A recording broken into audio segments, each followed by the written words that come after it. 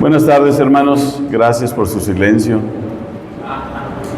El día de hoy vamos a continuar con el libro del Éxodo. Vamos a continuar aprendiendo valiosas lecciones que nos tiene Dios en cada uno de estos pasajes que vamos a estar estudiando durante este tiempo. Y hoy no vino mi orador principal. Entonces voy a pedir si mi hermano Manuel Archundia, ¿me puedes hacer favor de orar por este tiempo? Por favor, Manuel. Muchísimas gracias. Ahí te lleva ahorita Alex el micrófono. Señor, te damos gracias por este momento que estamos aquí. Te damos gracias por esta predicación del día de hoy. Y te pedimos, Señor, que la pongamos no solamente en nuestra mente, sino en nuestro corazón, para que saliendo de aquí la apliquemos a nuestra vida. Te doy gracias por esta congregación, por sus líderes. En el nombre de tu Hijo, el Señor Jesucristo. Amén. Amén. Gracias. La cita está en Éxodo. Vamos a ver los versículos 15 hasta el 21, mis hermanos. El final del capítulo, el versículo 22, tiene más que ver, es final de esto, lo vamos a ver al final, y es el puente que une precisamente esta primera predicación con la predicación de la próxima semana. Dice así en la versión Reina Valera: y habló el rey de Egipto a las parteras de las hebreas, una de las cuales se llamaba Cifra y otra Fúa, y les dijo: cuando asistas a las hebreas en sus partos y veáis el sexo, si es hijo, matadlo, y si es hija, entonces viva. Pero las parteras temieron a Dios y no hicieron como les mandó el rey de Egipto, sino que preservaron la vida a los niños. Y el rey de Egipto hizo llamar a las parteras y les dijo: ¿por qué habéis hecho esto? ¿Que habéis preservado la vida a los niños? Y las parteras respondieron a Faraón: porque las mujeres hebreas no son como las egipcias, pues son robustas y dan a luz antes que las parteras venga a ellas. Y Dios hizo bien a las parteras, y el pueblo se multiplicó y se fortaleció en gran manera. Y por haber las parteras temido a Dios, Él prosperó sus familias. Entonces Faraón mandó a todo su pueblo diciendo: echad al río a todo hijo que nazca, y a toda hija preservad la vida. ¿Quién ha usado, o al menos escuchado, esta frase, primero Dios? Todos prácticamente, algunos las usamos más que otros, pero todos tenemos esta frase. ¿Y cómo la usamos, mis hermanos? Oye, ¿vas a ir a tal lugar? Primeramente Dios. Hoy vamos a ver una connotación más profunda y más importante que tiene esta frase, y que espero que la próxima vez que la escuches o la uses, recuerdes y medites que el decir primero Dios implica obediencia. Implica que realmente Dios sea lo primero en tu vida y no solo una frase que designe la voluntad de Dios para un acontecimiento futuro. ¿Sale? Vamos a empezar entonces con la primera parte en los versículos 15 y 16. Vamos a ver qué es la orden que da aquí Faraón. Dice, estoy usando ahora ya la Nueva Traducción Viviente. Después el Faraón, rey de Egipto, recuerden esta connotación, dio la siguiente orden a las parteras hebreas, Cifra y Púa. Aquí cambia un poquito la pronunciación.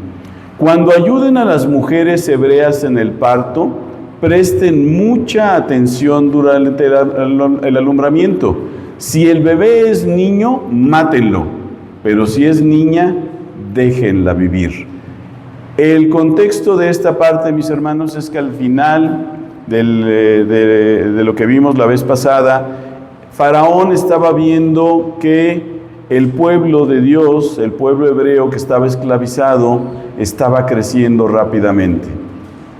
Estaba siendo prolífico. Y entonces empezó a temer, empezó a decir: si este pueblo, en esta cantidad y con este vigor que muestran, si un día de estos se nos pone en rebeldía, vamos a tener problemas. No solo por lo que estaban haciendo como esclavos, sino porque podían potencialmente ser un pueblo guerrero que se rebelara contra el pueblo de Egipto. Recuerden que en esa cultura, mis hermanos, el faraón no era un nombre propio, era el título que tenía el rey de Egipto. Y dentro de la cosmovisión egipcia, él era un dios en sí mismo. Los egipcios creían que su faraón era Dios venido a la tierra, ¿sí? Entonces, para ellos, para el pueblo egipcio, lo que dijera faraón era ley, ¿sí? Pero ¿qué dice la palabra de Dios ahora en el Nuevo Testamento acerca de esto? Vamos a ver. Ahí, si me haces favor, en Hechos, capítulo 5 y el verso 29, ¿se acuerdan de este pasaje? Donde Pedro y los apóstoles responden y dice: nosotros tenemos que obedecer a Dios antes que a cualquier autoridad humana.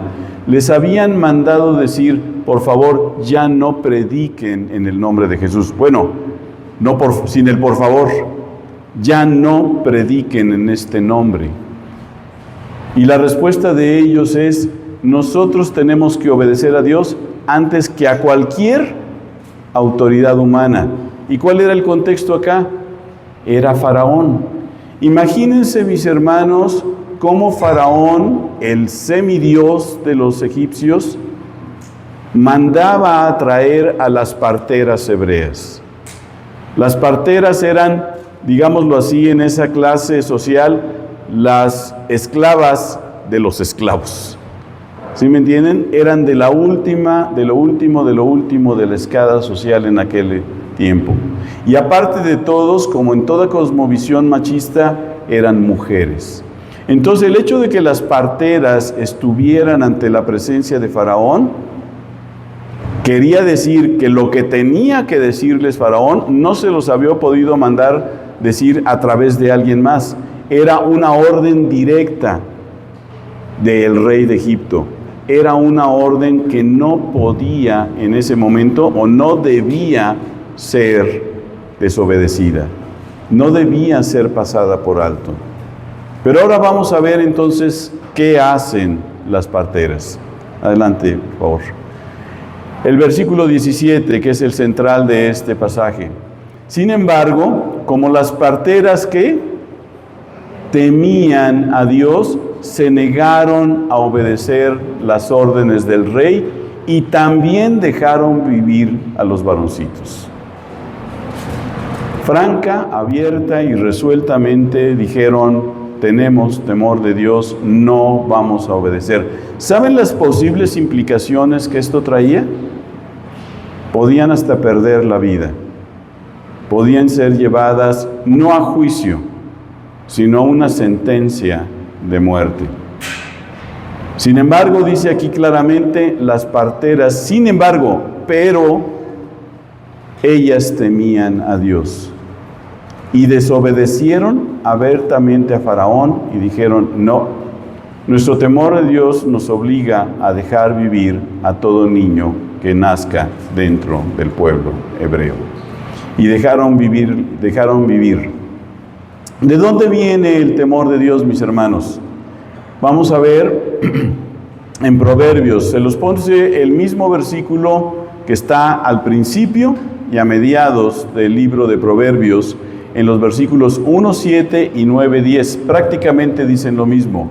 El temor del Señor es la base del verdadero conocimiento, pero los necios desprecian la sabiduría y la disciplina. ¿Qué es el temor a Dios? Se ha dicho muchas cosas del temor de Dios. Que si es miedo, que si es respeto, que si es muchas cosas. Me encontré una buena definición de lo que es el temor de Dios.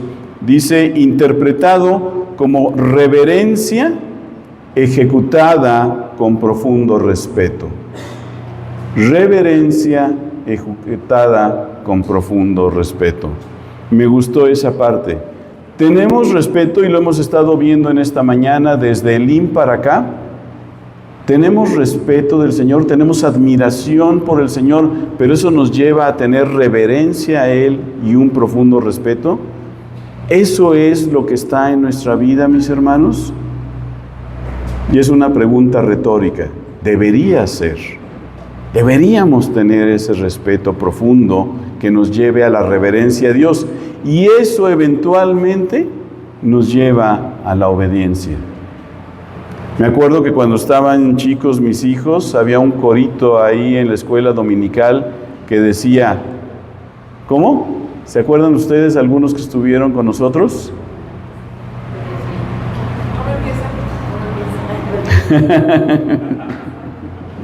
Obediencia es el secreto.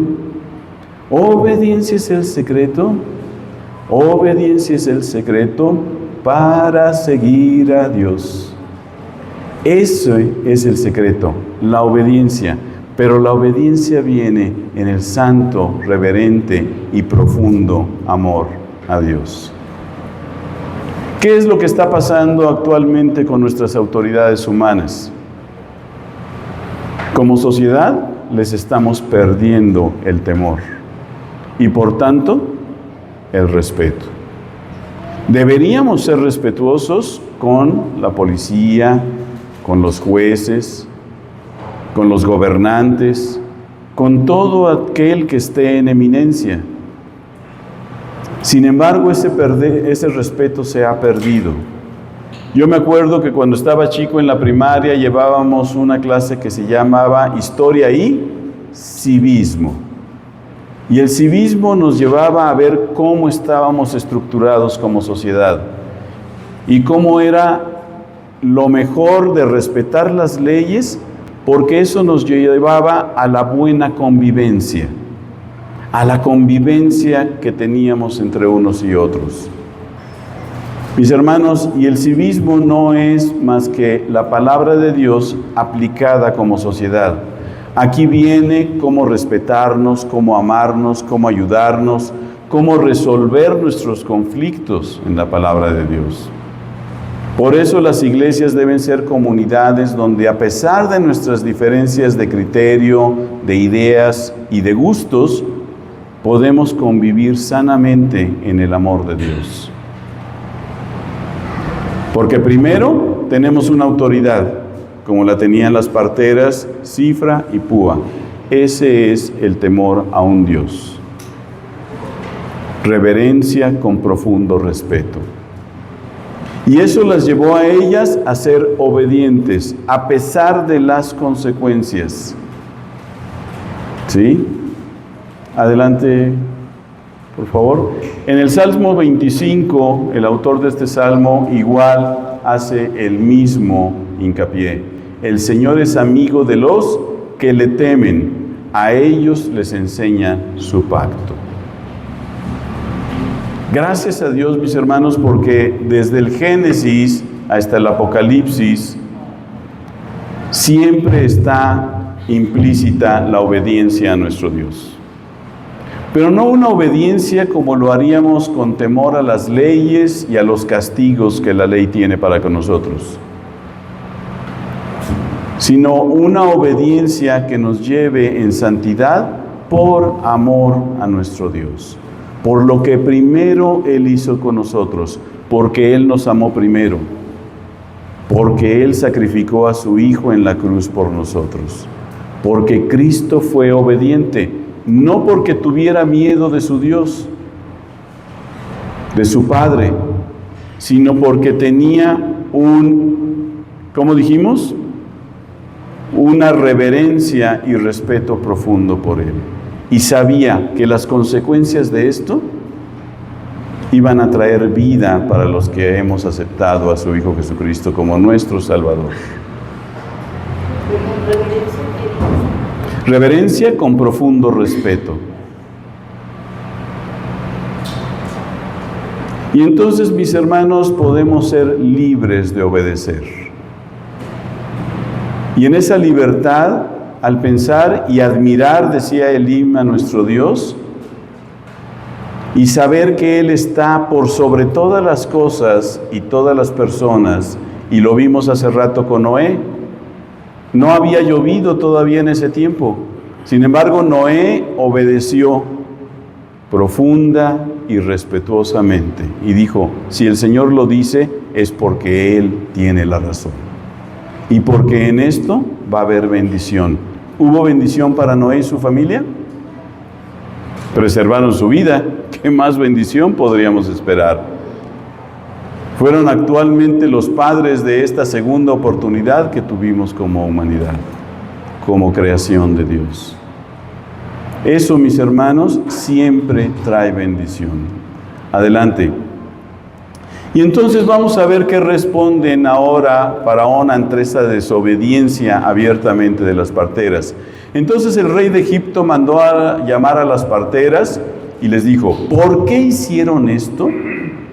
¿Por qué dejaron con vida a los varones? Y no se los ha de haber dicho de una manera suave y condescendiente.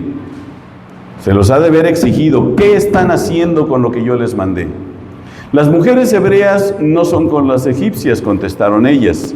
Son más vigorosas y dan a luz con tanta rapidez que siempre llegamos tarde. Oye, ¿podrías venir? No, ya, mejor tráete unos pañales cuando vengas. Ya nació. Esto ha dado en algunos círculos cristianos o pseudo cristianos teológicamente a que la gente diga, entonces Dios permite y bendice la mentira. ¿Qué estaban diciendo aquí las parteras? Probablemente, eso es lo que yo pienso, una verdad a medias.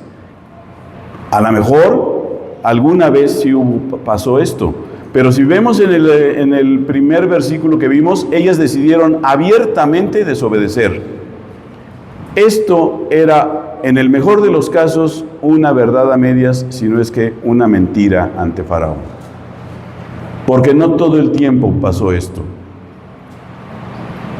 Ellas habían decidido dejar vivir a los varones. Y si nacía, lo recibían y era un varón, desobedecieron y lo dejaron vivir. ¿Esto quiere decir que Dios bendice a los mentirosos? ¿Que Dios tiene excepciones para la mentira?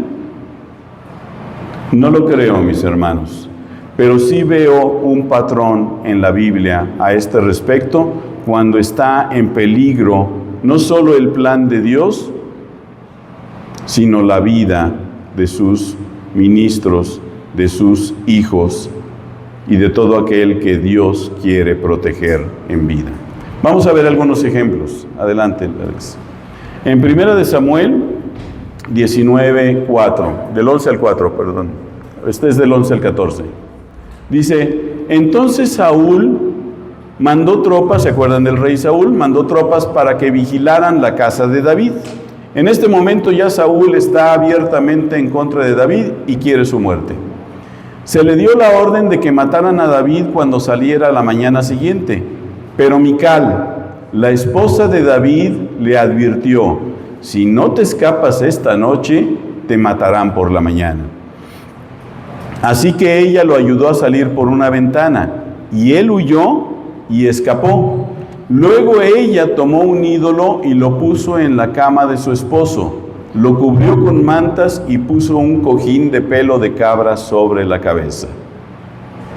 Y cuando llegaron las tropas para arrestar a David, ¿qué dijo ella? Está enfermo y no puede levantarse de la cama. ¿Esto era verdad? No. ¿Se acuerdan cuál era la relación de Mical con Saúl? Era su hija. Se la había dado por esposa a David. Le había prometido, el que venza a este, le daré a mi hija por esposa. Su propia hija, en aras de proteger la vida de David, mintió abiertamente a su padre, a las tropas, pero eran mandadas con una orden por parte de Saúl. ¿Se fijan? Protegió la vida del ungido de Dios. ¿Qué hicieron las parteras hebreas? Estaban protegiendo la vida del pueblo de Dios. Otro ejemplo. Adelantito en el capítulo 20. Otra vez, entonces David se escondió en el campo cuando comenzó el festival de la luna nueva. El rey se sentó a comer y en su lugar de siempre contra la pared, con Jonatán sentado enfrente y Abner a su lado. Pero el lugar de David estaba desocupado. Ese día Saúl no dijo nada acerca de ello, pero pensó, algo debe haber hecho que David quedara ceremonialmente impuro. Pero cuando el lugar de David siguió desocupado al día siguiente, Saúl le preguntó a Jonatán, ¿por qué el hijo de Isaí no vino a comer ni ayer ni hoy? Refiriéndose a David. Y Jonatán le contestó, David me rogó que lo dejara ir a Belén. Me dijo, por favor, déjame ir porque mi familia celebrará un sacrificio. Mi hermano me exigió que estuviera presente, así que te ruego que me dejes ir a ver a mis hermanos. Por eso no está a la mesa del rey. Otra vez, un hijo de Saúl, Jonatán, por amor a David, su gran amigo, y por salvar su vida, vuelve a mentir. Eso no era verdad. Ellos ya habían quedado que, ¿sabes qué, David? Mi papá te quiere matar, mejor que no te presentes. Inventa aquí un cuento para poder defenderlo y decirle a Saúl, es que tuvo que salir, me pidió permiso. ¿Qué pasó con Rahab, la prostituta de Jericó que hospedó a los espías? Lo mismo, les salvó la vida, los tenía en el terrado, en el techo de su casa. Y cuando llegaron las tropas les dijo, no sabía que eran espías, sí estuvieron aquí. Pero ¿qué crees? Antes de que cerraran la puerta de Jericó, se fueron por tal camino. Si salen ahorita, a lo mejor los alcanzan. Otro cuentote, otra mentira. ¿Y qué hizo Dios en la vida de Rahab y su familia? Cuando vino el pueblo de Israel y tomó esta ciudad, les perdonaron la vida a ella. ¿Y quién fue Rahab en la genealogía de Jesús? ¿Se fijan cómo Dios tiene un especial cuidado de la vida? Y aquí también bendice a estas parteras. En esta semana estaba yo escuchando al propósito de una celebración, más no celebración, pero recordatorio del Holocausto. Pasaron la película de Corrie ten Boom. ¿Alguien sabe quién es ella? Es una mujer que escondió en su casa, en un muro trasero, a muchos judíos. A muchos judíos, así es. Al final fueron delatados. Exactamente. Esta mujer junto con su familia, cristianos, devotos, lectores de la Biblia, salvos por fe en Cristo, decidieron que cuando llegó la ocupación nazi y se estaban llevando a todos los judíos y se imaginaron el final que ellos iban a tener, hicieron un doble fondo, una doble pared en su casa y ahí los escondían y luego ayudaban a que salieran en la noche de la ciudad, los sacaban y se los llevaban. Fueron más de 100. Se calcula que a lo mejor hasta más de 200 judíos y familias que esta familia salvó. Después un vecino se dio cuenta, los delató y se los llevaron también a ellos. Sin ser judíos, siendo holandeses, cristianos, se los llevaron a los campos de concentración. Ahí murió el padre y una hermana. Y Kerry salvó la vida. Dios le libró. Y ella, abiertamente, en una de sus pláticas acerca del Holocausto y de su vida en estos lugares, se encontró con sus ejecutores, con los guardias que abusaban de mujeres, que mataban a judíos en estos campos de concentración, y decidió perdonarlos por temor a Dios, por obediencia a Dios. Salvó la vida de muchos judíos, de cientos de judíos, y después perdonó a los que habían hecho mal contra ellos. Esa es obediencia a Dios. Pero cuando estas personas, cuando los nazis llegaban a la casa de los Boom, ¿qué creen que les decían? Oigan, los judíos que aquí... ¿Cuáles judíos? ¿Aquí no hay nadie? pasen y revisen la casa. Y como este era un doble fondo, a través de una repisa donde tenían todas las cuestiones de limpieza, quitaban todos los botes y todo lo que tenían ahí del pinol y del ajax y de todo lo demás, abrían una compuerta y por ahí los metían. ¿Mintieron? Sí. Sí mintieron. ¿Por qué mintieron? Por temor de Dios y obediencia, para salvar la vida de aquellos que eran el pueblo de Dios. Y con esto no quiero alentar ni decir que hay mentiras piadosas, no es cierto, que hay medias mentiras o medias verdades, no. Dios no bendice la mentira, mis hermanos, pero veo un patrón establecido en la Biblia donde cuando la vida del ungido, de los hijos de Dios están en peligro, hay mentira para salvar la vida. Temor a un campo de concentración nazi, que yo nomás de pensarlo se me enchina la piel, es ya decir que tu temor, tu honra, tu obediencia es para Dios, por amor a Él, por lo que hizo Él por nosotros, mis hermanos. Adelante. Mateo 10:16 nos dice: miren, los envío como ovejas en medio de lobos, por lo tanto sean ¿qué? Astutos como serpientes e inofensivos como palomas. Veo aquí, seamos inteligentes. No se trata de una fe ciega en la que nos llevan al matadero, pues nos llevan al matadero. No, tenemos que anunciar el Evangelio y ser astutos. Nos contaba un hermano ayer en la reunión que fue invitado por otro hermano en la fe, tenía a su mamá y a su hermana en el hospital. La mamá muy grave, pero inconversa, y la hermana cuidándola ahí en el Seguro Social. Y él fue invitado y le dijo: ve y predícales por favor el Evangelio. Él oró, fue para allá, les predicó el Evangelio a ellas y ellas dijeron: no, estamos esperando al sacerdote que venga para la extrema unción y para todos los ritos que estamos esperando aquí. Y dice que él de reojo vio que otros dos pacientes, un muchacho y su papá, que estaba en cama, estaban muy atentos. Se volteó y les dijo: ¿quieren que les hable de la palabra de Dios? Y ellos dijeron: sí.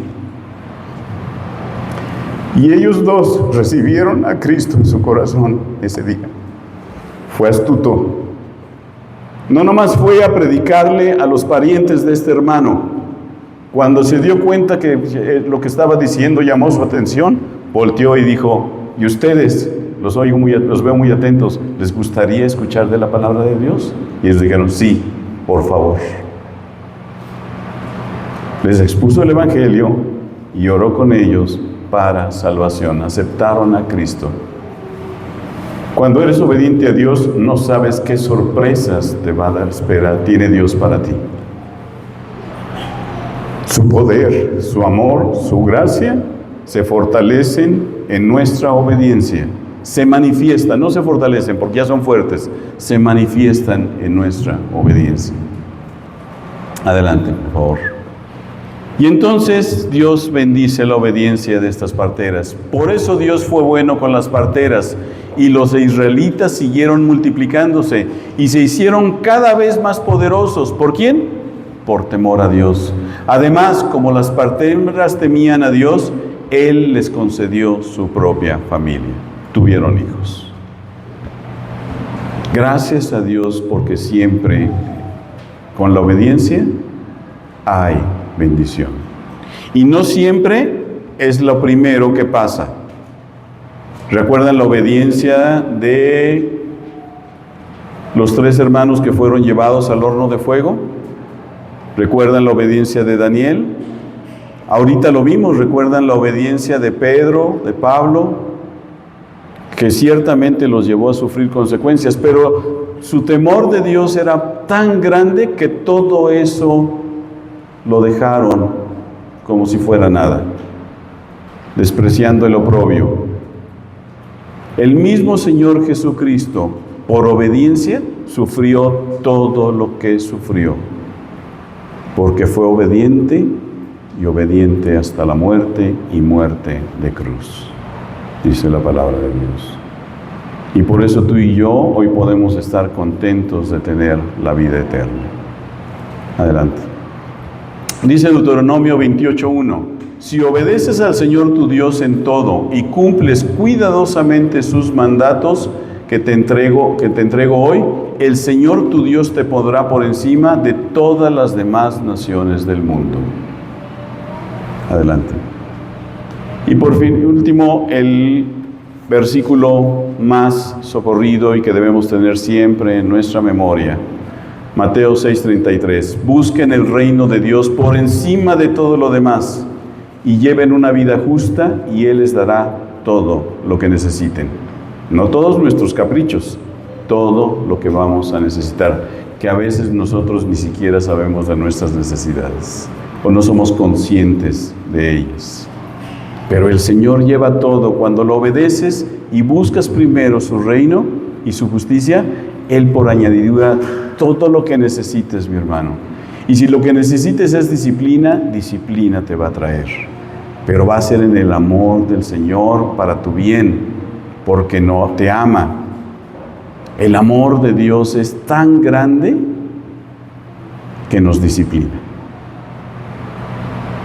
Tiene misericordia y gracia para con nosotros. Muy bien, mis hermanos. Pues entonces, ¿qué acciones vamos a hacer de estos versículos, de este pasaje? Primero, Dios está sobre todo. Tenemos que entender que de ahí parte todo. Dios está sobre todo. Menciónenme los que ustedes quieran. Clima, Dios está sobre eso.